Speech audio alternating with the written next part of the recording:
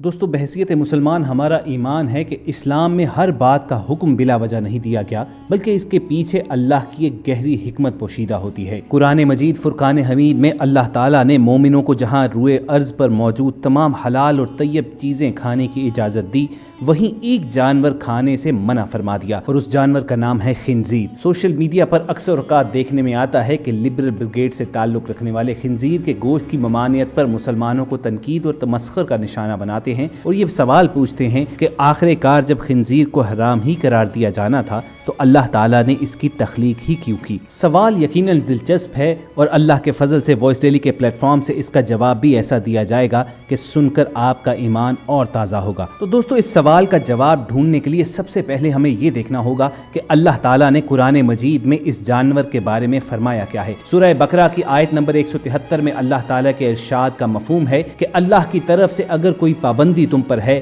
تو وہ یہ ہے کہ مردار نہ کھاؤ، خون سے اور سور کے گوشت سے پرہیز کرو، اور کوئی ایسی چیز نہ کھاؤ جس پر اللہ کے سوا کسی اور کا نام لیا گیا ہو۔ اسی طرح سورۃ الانعام کی 145 نمبر آیت میں اللہ تعالیٰ نے ارشاد فرمایا، اے محمد صلی اللہ علیہ وآلہ وسلم ان سے کہو کہ جو وحی میرے پاس آئی ہے اس میں تو کوئی ایسی چیز نہیں پاتا جو کسی کھانے والے پر حرام ہو سوائے یہ کہ وہ مردار ہو، یا بہایا ہوا خون ہو، یا خنزیر کا گوشت ہو کہ وہ ناپاک ہے، یا فسق ہو کہ اللہ کے سوا کسی اور کے نام پر ذبح کیا گیا ہو۔ دوستو ان دونوں آیات میں خنزیر کا گوشت کھانے کی حرمت کا بیان ہوا ہے، تاہم آیات کے مفہوم پر غور کرنے سے معلوم ہوتا ہے کہ خنزیر کی حرمت اس وجہ سے ہے کہ وہ ناپاک ہے۔ اب بکرے کا گوشت کھایا جا سکتا ہے اگر اسے شرعی طریقے سے ذبح کیا جائے، مگر یہی بکرا اس وقت حرام ہو جاتا ہے اگر وہ مردار ہو یا اللہ کے سوا کسی اور کے لیے ذبح کیا گیا ہو، جبکہ اس کے برعکس خنزیر کی حرمت ذاتی اور مستقل ہے۔ اب آتے ہیں اس سوال کی جانب کہ اگر خنزیر فی نفس ناپاک ہے اور اگر اس کا گوشت حرام ہے تو پھر اللہ نے اس کی تخلیق کے پیچھے کیا مقصد رکھا؟ دوستو خنزیر ایسا جانور ہے جو فضلہ،